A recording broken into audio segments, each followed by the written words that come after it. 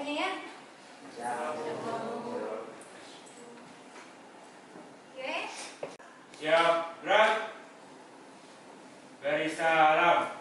Assalamualaikum warahmatullahi wabarakatuh. Waalaikumsalam warahmatullahi wabarakatuh. Sebelum kita awali perayaan ini, alangkah baiknya kita membaca basmalah. Bismillahirrahmanirrahim. Dan membaca doa. Doa mulai. Doa selesai.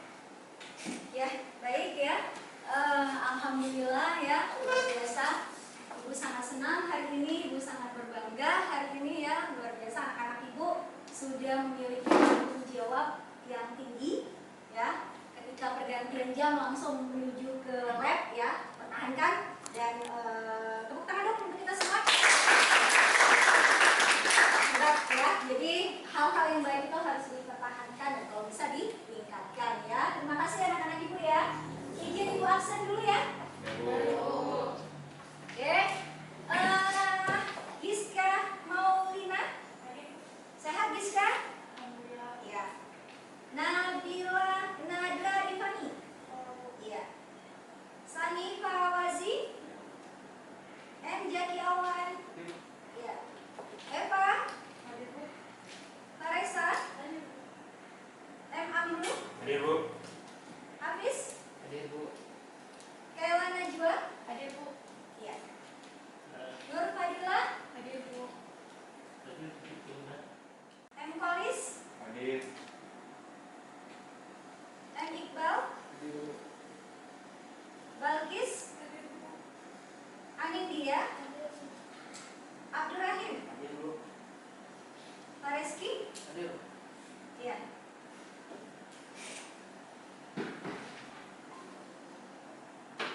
Oke, baik. Nah, gimana nih kabarnya hari ini? Baik ya.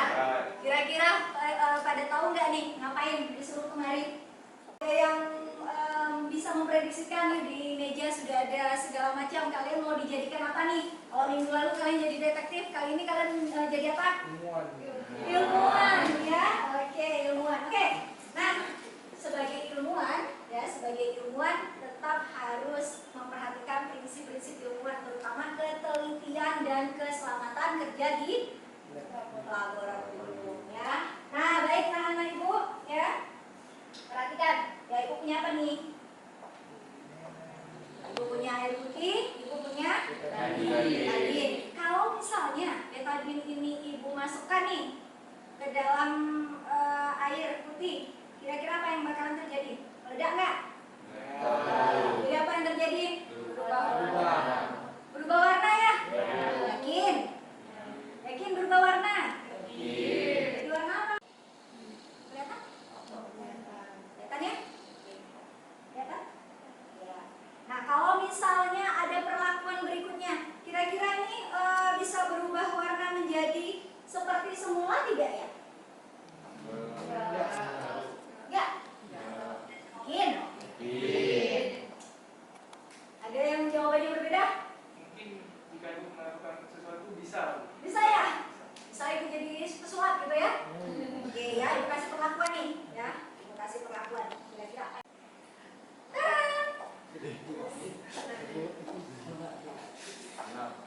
Apa yang terjadi? Seperti semua rupanya, luar biasa ya. Nah, ini ada proses di dalamnya yang belum kita ketahui. Hari ini, nah, Ibu mau mengajak kalian untuk melakukan penyelidikan. Nah, kita kali ini kita akan melakukan percobaan. Ya. Sebelum Ibu lanjutkan ya, Ibu mau menyampaikan dulu standar kompetensi kita, kompetensi dasar kita, indikator pencapaian kompetensi dan tujuan pembelajaran. Nah, standar kompetensi kita adalah memiliki pengetahuan faktual, ya. Memiliki pengetahuan faktual, konseptual, prosedural, dan metakognitif pada tingkat teknik spesifik detail dan konteks berkenaan dengan ilmu pengetahuan, teknologi, seni, budaya, dan humaniora. Ya. Kemudian kompetensi definisi dasarnya, nah ini dia. Menganalisis berbagai bioproses dalam sel meliputi mekanisme transfer membran, reproduksi dan sintesis protein. Kemudian 4.2-nya itu kita nanti membuat model tentang bioproses yang terjadi di dalam sel berdasarkan studi literatur dan percobaan. Ya, nah, tadi yang penasaran, Bu, dari warna coklat kok bisa menjadi warna putih kembali ya? Kemudian apa indikatornya? Indikatornya itu nanti kita menganalisis ya mekanisme transfer pasif melalui membran sel, yaitu dengan cara difusi dan osmosis dari hasil pengamatan dan percobaan. Jadi kita akan melakukan percobaan. Kemudian yang kedua, melakukan percobaan proses osmosis dan fermentasi. Tujuannya untuk apa kita datang kemari kan gitu? Ya kan? Tujuannya untuk apa? Tujuannya nanti melalui tayangan video dan PPT serta LKPD dengan model pembelajaran problem based learning, diharapkan ya kalian mampu melakukan proses percobaan proses difusi dan osmosis dengan benar. Jadi hari ini Ibu mau menciptakan ilmuwan-ilmuwan baru ya. Jadi amati, lakukan percobaan dari yang sederhana dulu. Ya, dari yang sederhana itu nanti amati, kemudian temukan sendiri sehingga kalian bisa membangun sebuah konsep ya seperti itu. Gimana? Mau masih penasaran? Mau lanjut? Mau lanjut? Mau lanjut. Nah, tadi kan sekilas udah pada tahu tuh, Bu, kok bisa Bu ya proses yang dari warna coklat kemudian bisa berubah ke bentuk semula? Apa sih sebenarnya yang terjadi? Ya, kalian kan sudah memprediksikan proses apa ketika Ibu menuangkan iodin tadi atau betadin tadi ke dalam air, itu kira-kira proses apa?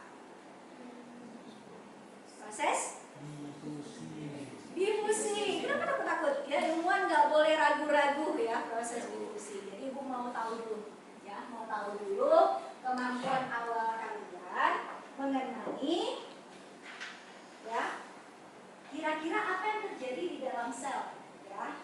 Jadi yang sudah bawa gawai boleh nanti langsung login ke linknya. Yang nggak bawa, nah ini Ibu bagikan lembar post testnya. Silahkan kalian isi. Waktunya nggak lama nak, ya, karena ini untuk mengetahui dulu pengetahuan awal kalian. Jadi waktunya nggak lama. Ibu rasa 5 menit cukup ya. Ya. Yang ada bawa tab ya atau gawai boleh login langsung ya, dan boleh nanti di submit langsung ya kalau sudah selesai. Gitu. Oke, silakan.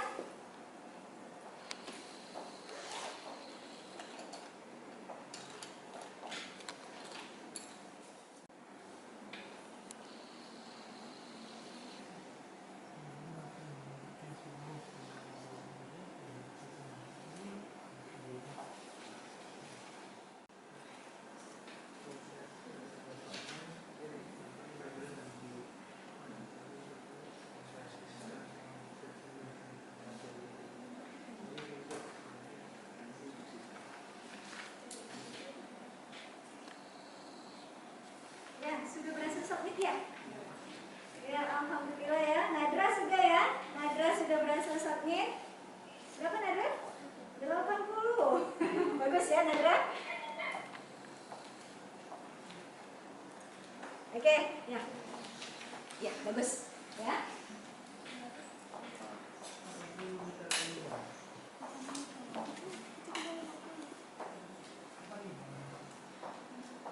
Ini berhasil. 50 apa ya? Nanti setelah pembelajaran diharapkan bisa meningkat ya pemahamannya. Ini baru pengetahuan awam ya.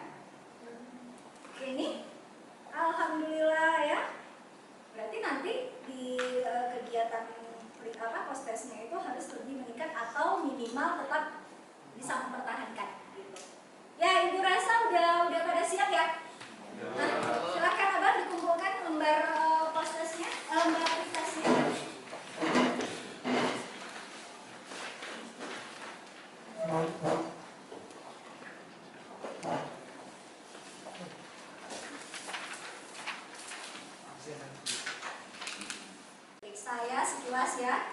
Oh, lihat dulu nih, ya kemampuan awalnya. Wow.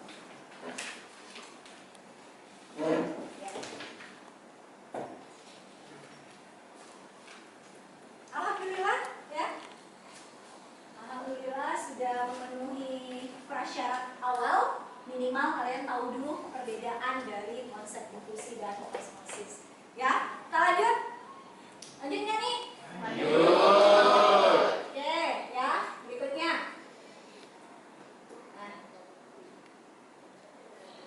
Nah, perhatikan, ya.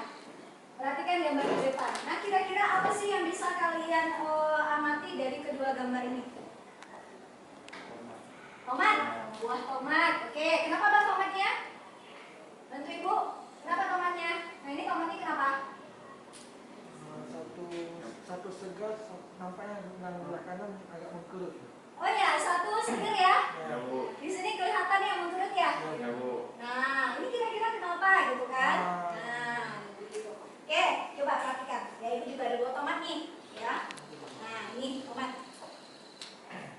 Satu itu dia mengkerut, ya kulitnya mengkerut. Yang satu masih segar ya, bahkan masih ada tangkai daunnya. Nah, coba dilihat, diamati. Apa kira-kira perbedaan dari kedua tomat tersebut? Sudah?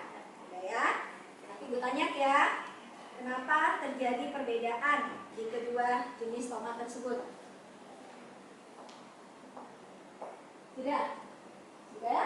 Baik ya. Nih coba perhatikan. Saya tunjukkan sama teman-teman juga. Kira-kira kenapa? Iya. Iya, oke. Udah. Nah, baik ya. Dari pengamatan tadi, kira-kira apa yang terjadi di kedua tomat ini? Ya, Faresa, silakan. Kalau yang ibu pegang di sebelah kanan itu Mhm. lebih segar karena itu terdapat air yang masih utuh. Mhm. Sedangkan di sebelah kiri ibu itu tomatnya itu lebih mengkerut karena menurut saya di kandungan airnya itu sudah berkurang. Sudah berkurang. Aplaus dong untuk Siapa lagi mau menambahkan dari hasil ini kelompok ini? Apa yang bisa kalian amati tadi? Tomat yang sebelah kiri ibu lebih mengkerut, yang sebelah kanan ibu masih segar. Masih segar ya, ini mengkerut, ini masih segar. Aplaus dong untuk kelompok. Nah, bagus ya, kalian sudah mencoba mengorientasikan masalah dari tomat ini. Nah, di sini juga sama, ada konsep, ada proses biologi yang terjadi yang menyebabkan tomat ini kenapa dia masih segar, tomat ini kenapa dia sudah mengkerut, layu. Nah, kalau dari segi berat, tadi ada yang menimbang-nimbang nggak? Kalau dari segi berat, mana yang lebih berat nih? Sebelah kanan. Kenapa bisa dia lebih berat? Kakak? Kadar airnya masih tinggi, sedangkan ini kadar airnya sudah banyak kehilangan air. Gitu ya? Aduh, luar biasa ya. Nah, oke, jadi itu orientasi masalah kita. Nah, jadi kita mau menyelidiki ceritanya nih, kita mau menyelidiki apa yang terjadi pada sel tumbuhan, ya. Ini kan sel tumbuhan ya. Apa yang terjadi kok bisa nih tomat ini segar banget gitu. Yang ini kenapa bisa mengkerut gitu. Kemudian dari segi berat juga kenapa terjadi perbedaan. Nah, itulah tujuan kita hari ini, kita mau menyelidiki proses yang terjadi di dalam sel. Oke, siap anak-anak ibu? Siap. Oke ya. Nah, untuk melakukan percobaan tentu kan kita harus mengikuti step prosedur kerjanya, benar? Ya, jadi untuk bantuannya ya, perhatikan video berikut.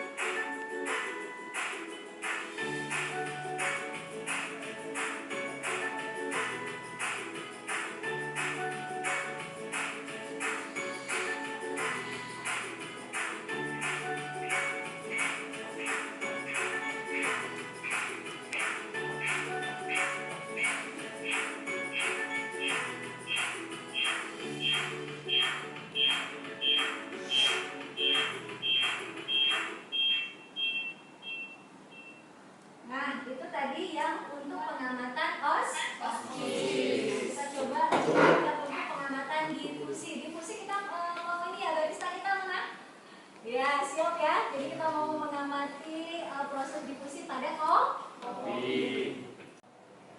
Alat dan bahannya: pertama 3 gelas kopi, 2 kopi, 3 sendok, 4 air panas, air dingin, dan air biasa. Ditunggu selama minimal 10 menit.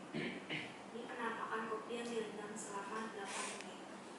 Di gelas panas kopi cepat larut dan sebagian besar kopi larut. Nah, kalau sudah ada gambaran, silahkan mulai kerja. Ikuti prosedur kerja dari LKPD, ya. Sudah Ibu bagikan LKPD-nya? Ya.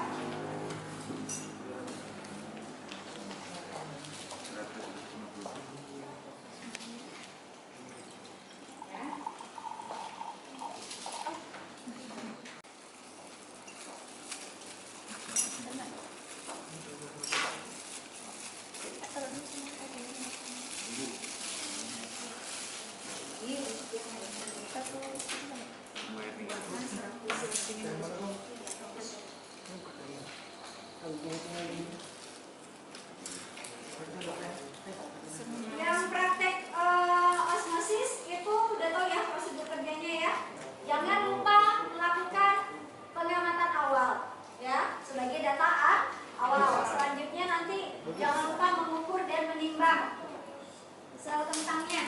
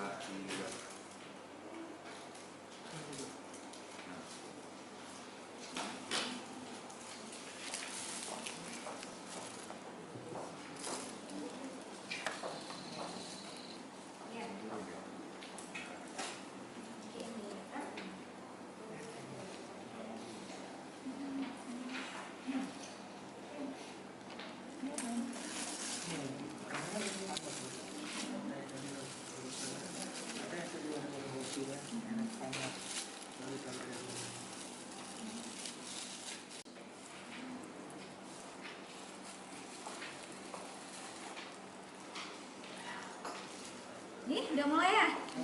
Amati molekul kopinya, ya. Itu udah mulai bergerak ya. Itu yang apa, air dingin ya? Itu jadi pembahasan kalian. Kenapa tuh air dinginnya belum pun ya? Nanti diamati keadaan setimbangnya di menit keberapa. Timer udah hidup kan? Bagus ya. Jadi nanti lihat di ketiga ini mana yang sudah mencapai tingkat setimbang ya.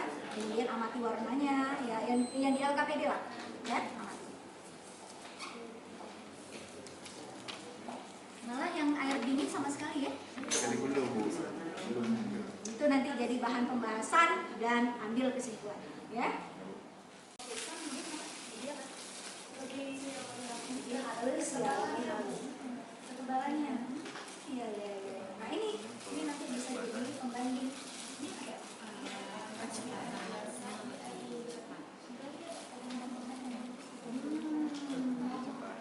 ini lama larutnya ya. Tapi mau larut juga ya. Ada dicatat tadi ada menit keberapa dia. Ya, silakan. Ya bagus ya. Jadi nanti informasi yang kamu dapatkan nanti kamu sampaikan di kelompok kamu ya. Silakan ditanya-tanya. Bu, kalau yang difusi ke osmosis bisa nggak, Bu?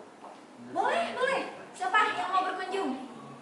Yang penting ketika sudah berkunjung kan ada oleh-olehnya tuh dari sana. Sampaikan kepada teman yang di sini.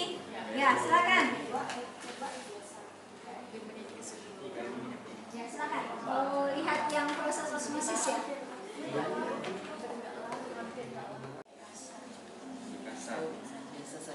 Karena masih tradisional. masih tradisional, jadi mengukurnya masih kasar sehingga dia larutnya lebih lama. Tapi kalau yang di air panas ini air panas mau ya? Nah, itu kenapa dia ngendap di bawah? Harusnya kan kalau yang ibu cobakan tadi, yang di larutan iodin, itu kan dia kan merata, tidak ada ampas di bawah. Kenapa kopi ada ampasnya? Nah, itu coba nanti ya, coba dicari. Ini tuh yang pertama tuh Kenapa? yang kedua Teh, kalau teh kan dia nggak ada ampas ya, ukuran partikelnya. Kopi kenapa ada ampas? ya ukuran partikel. Itu nanti dilakukan pembahasan. Silakan searching. Ukuran partikelnya bagaimana? Ya, baik ya. Kalau dilihat di apa istilahnya? Jadi Hasil sementara percobaan kalian. Ya, ibu jadi penasaran ini. Penasarannya di percobaan difusi yang menggunakan kopi. Nah, kenapa yang menggunakan kopi itu dia malah ada ampas gitu? Ya, ada ampasnya. Kalau di percobaan itu misalnya menuangin sirup, ya, misalnya kalau ibu menuangin sirup itu kan nggak ada ampas ya, benar nggak? Benar nggak? Waktu ibu nuangin sirup itu kan dia langsung warna sesuai dengan warna sirup. Nah ini kita kopi. Kalau kita buat kopi kenapa ada ampasnya? Nah, itu coba dibahas nanti. Ya cari literatur kenapa ya bisa ada ampas. Apa yang terjadi? Apakah difusinya tidak berhasil? Apakah difusinya itu tidak sempurna? Apakah difusinya memang seperti itu? Nah itu nanti jadi pembahasan bagi kelompok difusi. Ya, oke ya, silakan. Udah dapat temuan lagi nih.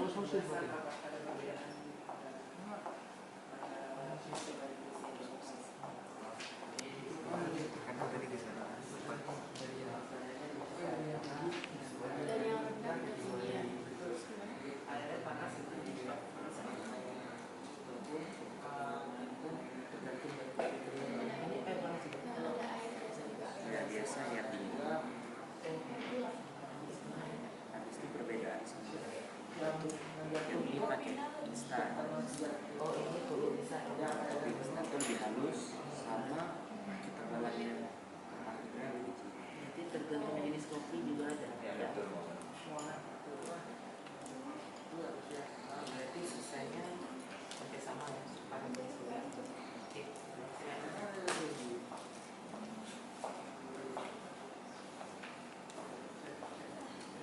Nah, sudah hampir 25 menit ya. 5 menit lagi Bu Rasa ya.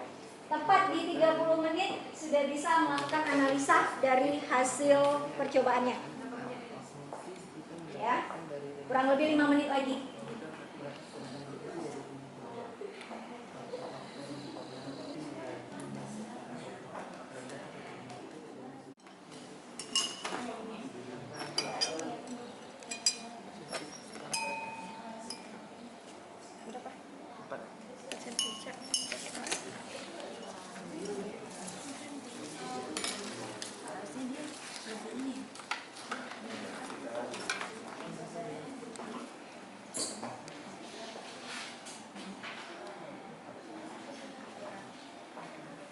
Nah, baik.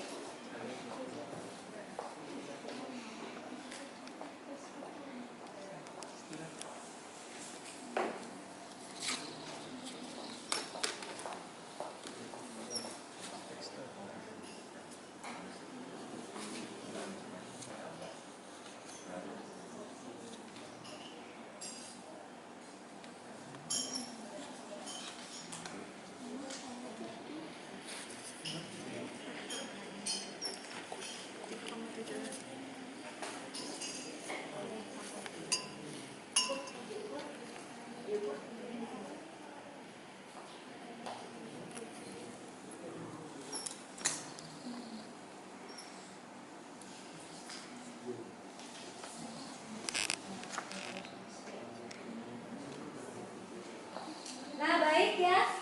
Kalau Ibu perhatikan udah pada ngisi data ya. Sudah membuat pembahasan. Nah, oke. Ibu minta kesediaan dari kelompok difusi dulu kayaknya ya. Ibu minta kesediaan dari kelompok difusi nomor 1 ya. Nah, boleh mempresentasikan hasil diskusinya. Silakan.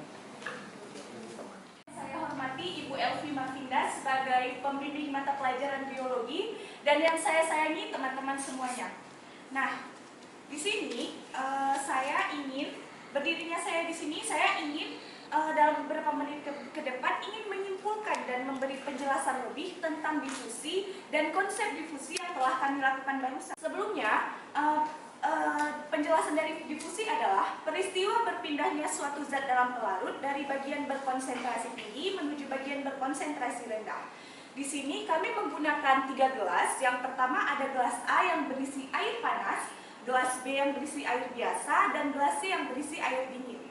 Pada gelas A, kopi sudah hampir terlarut sempurna dan ampas kopi pun sudah tenggelam. Dalam hal ini, kopi merupakan proses difusi.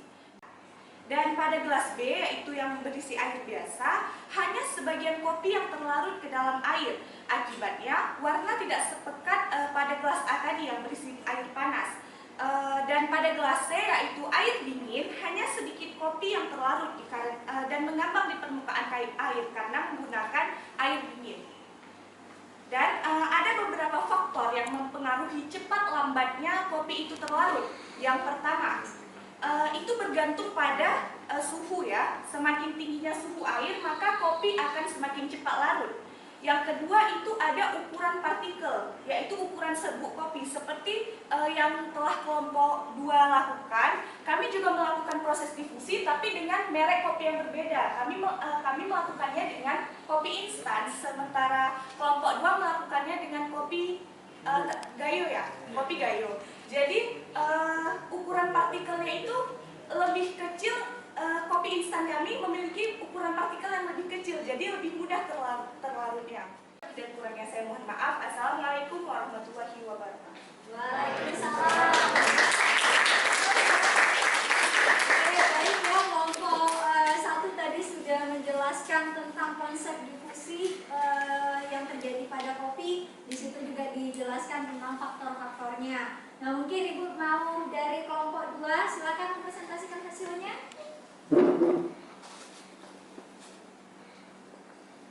Assalamualaikum warahmatullahi wabarakatuh. Waalaikumsalam warahmatullahi wabarakatuh.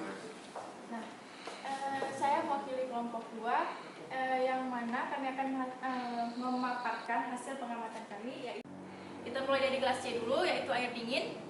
Pada gelas C hanya sedikit kopi yang terlarut, malah hampir tidak ada. Akibatnya warna tidak pekat, yang dikarenakan kopi yang tidak terlarut mengambang di permukaan air. Sedangkan di gelas B, hanya sebagian kopi yang terlarut ke dalam air. Akibatnya, warna tidak sepekat larutan pada gelas A, dikarenakan hanya sedikit yang sudah tenggelam. Sedangkan di gelas A, kopi yang larut dalam air panas. Pada gelas A, kopi sudah bisa dikatakan sempurna terlarutnya. Dalam hal ini, kopi yang terlarut merupakan proses difusi. Inilah dia hasil proses difusi akan terlihat seperti ini. Di air dingin masih ada bubuk kopi yang menggumpal. Sementara di air panas, sebagian besar bubuk kopi sudah terlarut. Kepekatan warna dari 3 wadah pun jelas berbeda. Bisa dilihat bahwa difusi masih terjadi di air panas. Begitu pula dalam air dingin difusi juga masih terjadi, tetapi memang prosesnya lebih lama daripada difusi yang terjadi di air panas. Jadi di sini kami kopi gayo yang ukuran partikelnya lebih besar menjadi lambat, bisa dibilang lambat. Nah, hasil pengamatannya pada air panas larutnya itu di menit pertama. Di gelas B, yaitu berisi air suhu normal, kami larutnya di menit ke-4. Lalu pada air dingin, konsentrasi setimbangnya itu larut pada menit ke-6. Saya ingin memberikan pertanyaan kepada kelompok 2. Iya, bagus ya. Ya, silakan. Tolong berikan contoh proses difusi selain daripada kopi. Oh, iya. Contoh difusi yang lainnya. Yang pertama itu bisa di pertukaran O2 dan CO2 di alveolus kita nih.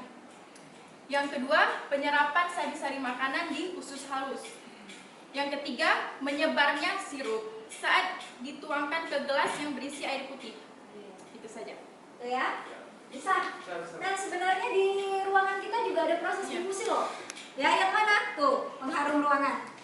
Nah, jadi Jadi pengaruh ruangan ini juga merupakan konsep difusi dalam kehidupan sehari-hari. Aplaus untuk kelompok 2. Selanjutnya ya di kelompok 3, silakan kelompok 3 membahas tentang osmosis ya. Oke, silakan. Baik, Assalamualaikum warahmatullahi wabarakatuh. Waalaikumsalam warahmatullahi wabarakatuh. Kami dari kelompok 3 yang akan membahas tentang osmosis pada kentang. Kami juga mendapatkan hasilnya. Yang pertama adalah konsentrasi larutan pada air, yang mana panjang awalnya itu adalah 4 cm dan panjang akhirnya itu adalah 4,1 cm. Nah, jadi di mana panjang awal ini itu akan bertambah dengan selisihnya itu adalah 0,1 cm. Dan sedangkan berat awalnya adalah 1,2 gram dan berat akhirnya adalah 1,3 gram. Yang mana berat awal kentang ini itu akan berkurang dan selisih berat kentangnya itu adalah 0,1 gram. Konsentrasi larutan pada 1 molar, yang mana panjang awal ini tuh 4,0 cm dan panjang akhirnya 4,0 cm. Dari hasil akhir yang kami dapati, maka kami mendapatkan rata-rata, yang mana panjang awalnya 4,0 cm, panjang akhir 0,94 cm, dan selisih antar panjang awal dan panjang akhir adalah 0,14 cm. Sedangkan berat awal konsentrasi larutan itu 1,2 gram, berat akhir 0,28 gram, dan selisih antara berat awal dan berat akhir adalah 0,12 gram. Nah, berdasarkan laporan hasil percobaan yang kami amati, dapat disimpulkan bahwa yang pertama adalah perubahan peristiwa osmosis, yang mana perpindahan molekul air dari konsentrasi tinggi ke konsentrasi rendah. Dan yang kedua, terdapat perbedaan berat kentang sebelum direndam dan setelah direndam. Demikian hasil presentasi saya. Wassalamualaikum warahmatullahi wabarakatuh. Waalaikumsalam. Ya, baik ya, kelompok 3 sudah memaparkan hasil temuannya. Jadi terdapat perbedaan ya, perbedaan ukuran panjang dan berat, juga tekstur awal dan tekstur akhir. Oke, kelompok 4 ya. Kelompok 4 silakan paparkan hasil temuannya. Ya, silakan. Assalamualaikum warahmatullahi wabarakatuh. Waalaikumsalam warahmatullahi wabarakatuh. Pertama-tama yang kami hormati Bu Elvi selaku guru di sini. Di sini kami dari kelompok 4 ingin melaporkan hasil pengamatan kami tentang osmosis. Nah, sebelum kita melaporkan, kami ingin memberitahu dulu apa sih osmosis itu.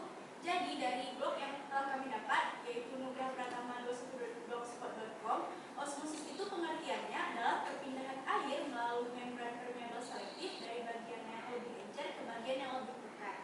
Nah, dari pengamatan yang telah kami amati, kami mendapatkan beberapa hasil dari panjang berat dan juga dari tekstur kentang sebelum dan sesudah dimasukkan ke dalam larutan.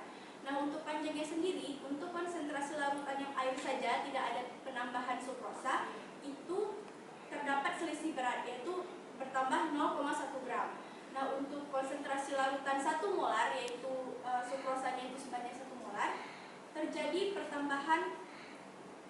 pengurangan di sini, yaitu terjadi pengurangan panjang sebanyak 0,3 cm dan untuk beratnya berkurang 0,4 gram. Untuk konsentrasi larutan 0,5 molar, beratnya itu bertambah 0,2 cm, 0,3 gram, dan untuk panjangnya bertambah 0,2 cm. Untuk konsentrasi larutan 0,25 molar, panjangnya bertambah 0,1 cm dan beratnya berkurang 0,2 gram. Dan untuk konsentrasi larutan 0,1 molar, panjangnya bertambah 0,1 cm dan beratnya bertambah 0,1 gram.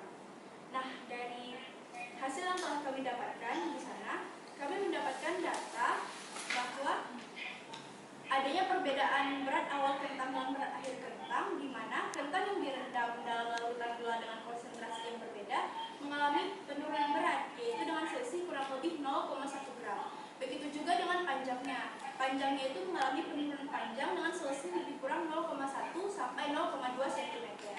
Nah, dari teksturnya juga dapat kami amati perbedaan antara kentang yang direndam dengan air biasa dengan yang direndam dengan larutan gula atau sukrosa. Nah, kentang yang direndam di dalam air memiliki tekstur yang lebih keras dan kaku sebelum dan sesudah dimasukkan ke dalam air tersebut. Tetapi kentang yang direndam dalam larutan gula memiliki tekstur yang lebih lembek atau lebih halus dibanding dengan kentang sebelum direndam ke dalam larutan gula. Nah, berdasarkan hasil tersebut dapat membuktikan adanya peristiwa osmosis pada sel tumbuhan. Di sini kami mendapati sel tumbuhannya itu kentang. Nah, untuk kesimpulannya dari percobaan ini, yang pertama, peristiwa osmosis adalah perpindahan molekul air dari konsentrasi tinggi ke konsentrasi rendah. Dan dapat juga disebut sebagai difusi air, yaitu perpindahan dari konsentrasi tinggi ke konsentrasi rendah. Tapi air yang melakukan perpindahan tersebut. Izin menambah tentang kesimpulan tadi. Iya, boleh, silakan ya. Semakin ditambah semakin lengkap ya. Ya, silakan, Hendra. Dari percobaan tadi terdapat perbedaan ukuran panjang kentang sebelum direndam di dalam larutan sukrosa dengan ukuran panjang kentang setelah direndam di dalam larutan sukrosa. Dan juga terdapat perbedaan tekstur kentang sebelum dan sesudah terendam. Oke, baik ya, luar biasa. Terus dong. Mungkin hanya itu yang dapat kami laporkan hari ini. Terima kasih atas perhatiannya. Mohon maaf bila ada kesalahan. Assalamualaikum warahmatullahi wabarakatuh. Waalaikumsalam warahmatullahi wabarakatuh. Dari proses pembelajaran kita ini, ada nggak yang bisa membantu Ibu untuk menyimpulkan secara umum? Yuk, siapa? Ya, Abang mau bantu Ibu ya? Oke, silakan Bang. Assalamualaikum warahmatullahi wabarakatuh. Waalaikumsalam warahmatullahi wabarakatuh. Jadi di sini saya ingin menyimpulkan melalui percobaan difusi yang telah kami lakukan tadi. Jadi cepat lambatnya kelarutan bergantung pada ketinggian suhunya. Jika suhunya memiliki suhu tinggi, maka semakin cepat terjadinya kelarutan. Namun sebaliknya, jika air memiliki suhu yang rendah, maka kelarutannya akan semakin lambat. Dan kepekatan warnanya pun tergantung pada kelarutan kopinya. Jika hanya sedikit kopi yang terlarut, maka kepekatan warnanya akan berkurang. Jika banyak kopi yang terlarut, maka kepekatannya pun semakin pekat. Ya, terima kasih. Assalamualaikum warahmatullahi wabarakatuh. Biasa ya, hapus dong. Sudah memberikan kesimpulan umum ya. Mungkin Mas Masis ada yang mau membuat kesimpulan umum? Ada? Eva? Ya, silakan Eva. Assalamualaikum warahmatullahi wabarakatuh. Waalaikumsalam warahmatullahi wabarakatuh. Baik, terima kasih. Saya dari kelompok osmosis akan menyampaikan kesimpulan berdasarkan hasil belajar yang kami dapatkan secara umum. Dan juga ada beberapa faktor yang mempengaruhi osmosis. Yang pertama adalah keterlalutan lipid, yang kedua adalah luas permukaan membran, yang ketiga adalah ketebalan membran, yang keempat adalah ukuran membran, dan yang kelima adalah suhu. Demikian yang dapat saya sampaikan. Assalamualaikum warahmatullahi wabarakatuh. Anak-anak Ibu ya, kalau misalnya Ibu lihat dari presentasinya nih, Ibu yakin banget yakin ya, ini hasil post testnya ini pasti maksimal ya, karena dari paparan tadi sangat jelas ya, apa sih yang dimaksud dengan difusi ya, proses yang berlangsung di dalam sebuah proses difusi dan osmosis ya. Oke, kita buktikan ya. Ya, kita buktikan nih hasil post testnya gimana ya. Oke, baik ya. Nah, silahkan kalian kerjakan post test kita hari ini ya. Harapan Ibu ya harus meningkat dari nilai tes tadi. Jangan lupa tuliskan nama.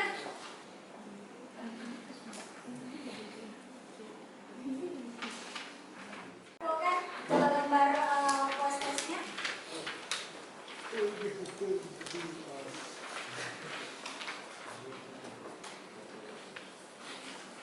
Nah, baik, kalau di ibunya kayaknya Ibu puas banget dengan penampilan kalian ya. Namun Ibu nggak tahu nih ya, apakah suasana hatinya sama nih dengan yang ditampilkan kan gitu kan?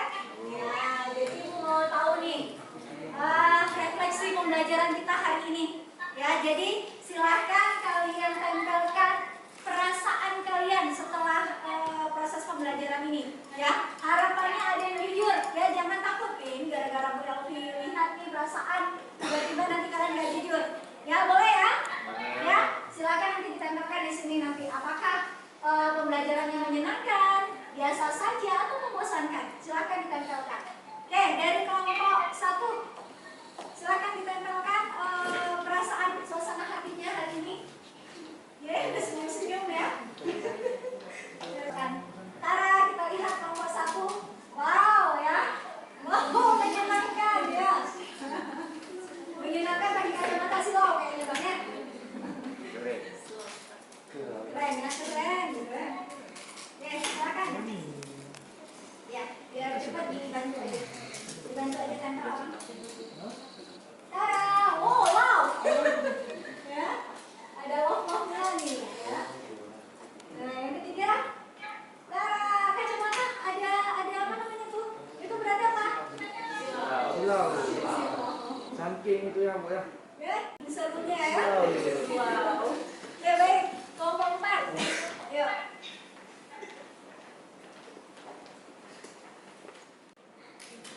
Ya, emot pertama. Terima kasih ya Bang. Ini dikasih waktu. Emot kedua. Dikasih kedip mata, Bu. Apa tuh? Jadi genit. Jadi genit, Bu. Oke, emot ketiga. Orang silau gini ya, Bu. Saking serunya ya. Baik. Emot keempat. Stay cool. Oke, baik ya. Ibu nunggu-nunggu di terima kasih ya Bang. Ya. Ya, ibu nunggu-nunggu nih. Kalau ada yang membosankan, kalau misalnya ada yang membosankan berarti jam pelajarannya ditambah. Ya, jadi jam pelajarannya ditambah lagi. Penasaran ibu nih? Nggak ada temannya? Yang biasa aja. Yang mana? Kamu udah kelompok 1 ya? Oh, masih belum sehat ya Bang? Pembawaan ibu itu seru. Asiknya ya. Oke, baik. Ya, terima kasih ya Bang ya. Nah, terima kasih ya. Luar biasa refleksinya. Ibu, harapan ibu nih refleksi yang benar-benar jujur. Jadi untuk perbaikan ibu ke depannya. Nah, kemudian satu sih yang mau ibu buat kesimpulan ya. Jadi memang benar pada konsep difusi dan osmosis itu ada faktor-faktor yang mempengaruhi. Ya, kalau pada difusi pada kopi tadi kalian udah tahu bahwa ada faktor suhu di situ. Semakin tinggi suhu maka kelarutan dari kopi semakin cepat ya. Namun ada tadi temuan di kelompok 2 itu dia ada yang ampas ya. Nah, kenapa di kelompok 1 tidak ada ampas sedangkan di sana ada ampas? Itu disebabkan karena proses difusi yang sempurna dengan proses difusi yang tidak sempurna. Kalau ada ampas di bawah maka proses difusinya tidak sempurna. Nah, itu dia. Jadi benar tadi molekul kopi juga berpengaruh terhadap proses kelarutan. Nah, untuk yang osmosis juga ternyata semakin tinggi konsentrasi larutan maka semakin terdapat pengurangan berat pada sel kentang gitu ya. Jadi kenapa? Karena di sel kentangnya itu keluar larutan airnya berpindah ya dari konsentrasi tinggi ke konsentrasi rendah. Luar biasa ya. Tepuk tangan dong untuk kita. Ibu juga sangat berbangga, ibu juga sangat bahagia pada hari ini ya. Emot kalian juga bikin ibu semakin semangat ya. Kemudian untuk pertemuan ketiga nanti kita di kelas ya, kita akan membuat ya sebuah rancangan produk ya, penerapan dari bioproses. Nah, seperti itu ya.